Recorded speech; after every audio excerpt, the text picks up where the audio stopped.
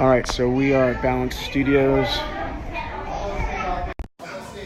Okay, guys, this is Sean V. Bradley, and this is what I do every Saturday. I train in Brazilian Jiu Jitsu in Philadelphia, and we're going to interview my instructor, Ricardo Miglioris.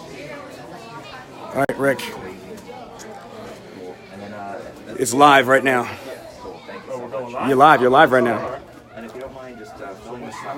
Sit down, and just going to kick it in. All right, so basically, I have a group on Facebook called the Millionaire Car Salesman Group. Let me see. You knocked them out too? All right, so I have this group called the Millionaire Car Salesman Group, and what it basically is a group of about 9,100 automotive managers, dealer principals, salespeople, etc. And in car sales, it's all it's commission based. So basically, what you put into it is what you get out of it. If you think about it, if you don't sell a car, if you don't sell something, you go broke. There's no paycheck.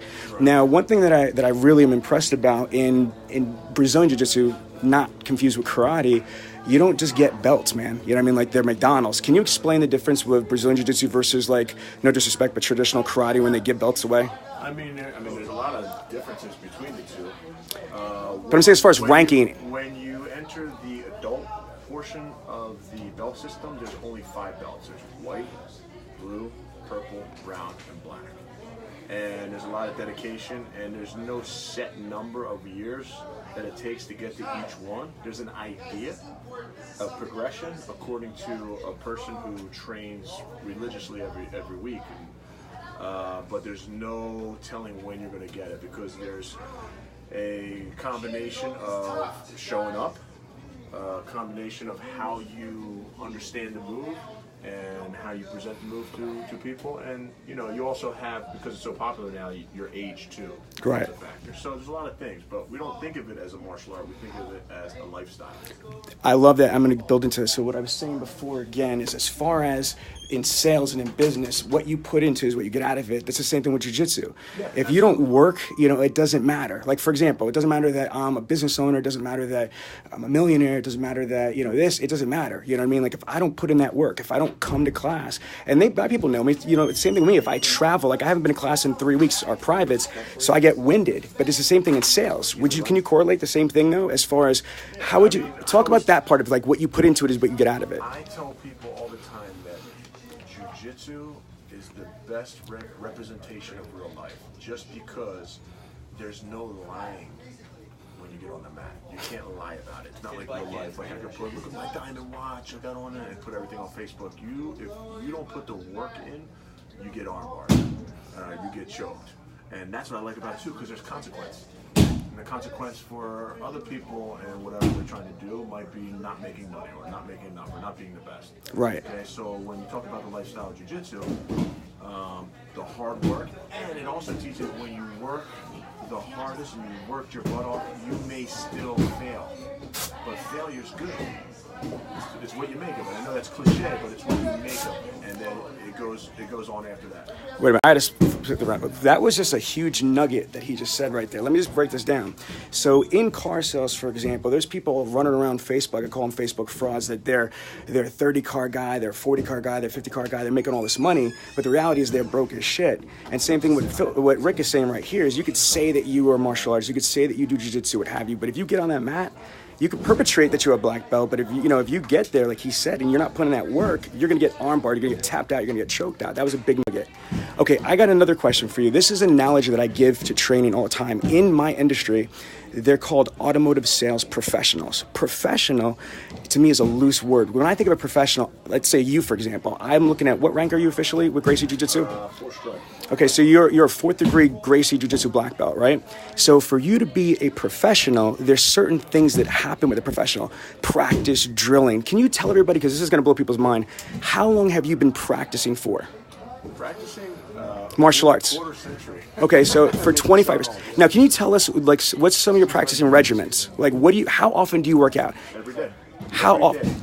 Every second of my life, I'm training something, either for my mind, for my body, even the way I eat, even the way I speak.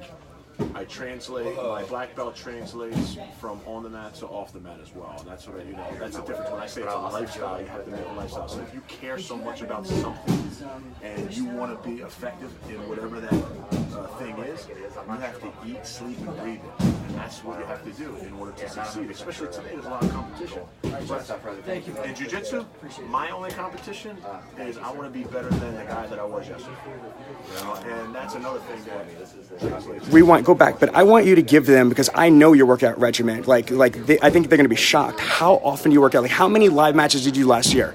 Last year, I did a thing where I counted my matches. I did 3,000 matches in 2017. How many? 3,000. 3,000 matches. I'm going to be 40 in 3 months. So even though you're pushing 40, and then last year you were 39 years old, even though you were already a 4th degree Gracie Jiu Jitsu black belt, you're a world champion, you train UFC fighters, you train Bellator fighters, you do all that, but you still did 3,000 matches. Why? Because I was asked, how often do I train? And there was no way I can measure that, because I'm like, oh, I train every day, I do this and this. So in order for me to make sense, I said, you know what? I set a goal for myself every year. I was like, this year I'm just going to count how many 5-minute matches that I do. And I wind up counting them. It's funny, I did that for myself, and I was putting stuff online, and I was meeting people that started doing it themselves, so people were catching on and they were trying it. So it was just a personal goal of mine, but 3,000. I actually stopped 2 weeks before the end of the year, because I said it was on my birthday, December 17th, so I stopped. So I had a 2-week rest, but I said I'm going to just do 3,000. Because I don't want to tell my son I did 3,000. Now, you also said something that I love, is that you eat, sleep, breathe, you immerse yourself. It's a lifestyle. See, when I think of an athlete, when I think of a professional athlete, brother, there's nothing to me that's more that personifies that statement than like a multi-gold medalist in Olympics. Because when I say a multi-gold medalist in Olympics in any sport, you automatically think about dedication, sacrifice, commitment, professionalism, skill, what have you. Well, can I ask you a question? Because you're not in the car industry, obviously. What would you say if I said that there's people that give themselves titles of automotive sales professional? They're supposedly a sales professional, but they never train. They never practice. The only time they practice is with real customers. I'm going to tell you that in anything that is good in life and anything that makes money, there's always going to be people there that are going to ruin it. But what I'm also going to tell you is don't worry about other people, only worry about yourself. My dad used to say something a long time ago, and stuck with me. He goes, don't worry about what's in other people's wallets, because that takes away from you actually what your goal is in life. You know, if you worry about other people and do this, but with those frauds, you just got to understand that there's going to be people like that in all walks of life. We have it in Jiu Jitsu. We have people that put black belts on, or they pay for their black belt, and then they go open up a gym.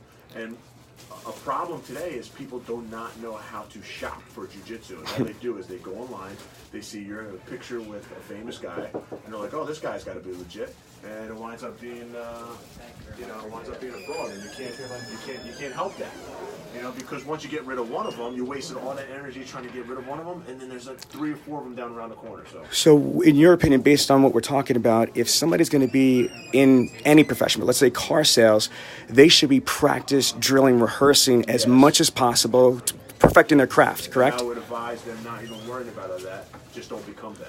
I got another question with you, because you said it's about the lifestyle. How much time do you watch jiu-jitsu videos? You read about jiu-jitsu or martial arts or fitness articles or shows, or post videos yourself? How often do you immerse yourself in your whole jiu-jitsu culture? Often. I mean, I'm constantly teaching. I teach almost every day. So I try to film a move or two that I did in class. So I'm constantly in touch not only with my students, but since we have this glorious internet, I can touch a lot more people than just the people in my hometown. So I'm on there a lot often, more than you would think. So, folks, this is, again, a world champion martial artist here. You hear what he said is about immersing himself. It's a lifestyle. I believe that automotive sales professionals, whether you're a car salesman or a manager, you need to turn around and read Dealer Magazine, Automotive News. Be in our group, the Millionaire Car Salesman group. Be on Dealer Refresh, Driving Sales. Google this. Understand what's going on all over the automotive sales industry. Understand what's going on in technology. Immerse yourself in your craft. Now, in conclusion, because I know you got to teach the next class here, Rick, a couple of things. How many schools do you and your brother own? Over 40 affiliates right now. Over 40 affiliates. Actually, today we're just not the grand opening, but the soft opening to the Northeast school that we just bought the building, and my brother's down there right now. So over 40, and in multiple countries too, correct? Yeah, we have in Ireland, Aruba, we have an affiliate. It's Crazy. Now, you and your brother is a 5th degree Gracie Jiu-Jitsu black belt under, and you are 4th, right? Under Helson Gracie, and he's the grandmaster right now, and you actually trained under Helio Gracie, Elio Gracie. Elio Gracie. Yeah. Phil and I were in the teachers program. That's another thing. Phil and I we spent a lot of money just to learn from the best, and we actually went to college, if you would say, to learn how to teach. That doesn't exist. People just put belts on and they just start teaching. Which is they crazy. learn how to teach. So it's a big difference. You can be a world champion, but still not be able to convey a move to a beginner. And that's where it's important. I could teach any athlete how to jump. What world you've been a world champion in the Pan Ams. What other jiu-jitsu championships have you earned in your career? Pan Ams, the Gracie Worlds, Naga tournaments, the Grappler's Quests. And you currently, your school, Balance Studios, where you're at, you guys have a lot of UFC fighters currently and in past that you trained and coached and quartered? Yeah, we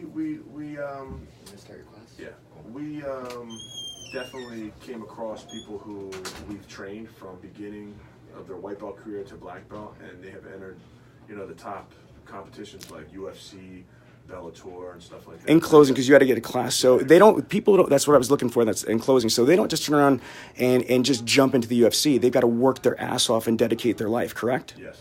All right, brother. Listen, it's an honor to get you on camera for my people, and I'm getting a lot of comments here, and I'll send you the video. Take care, Rick. Cool.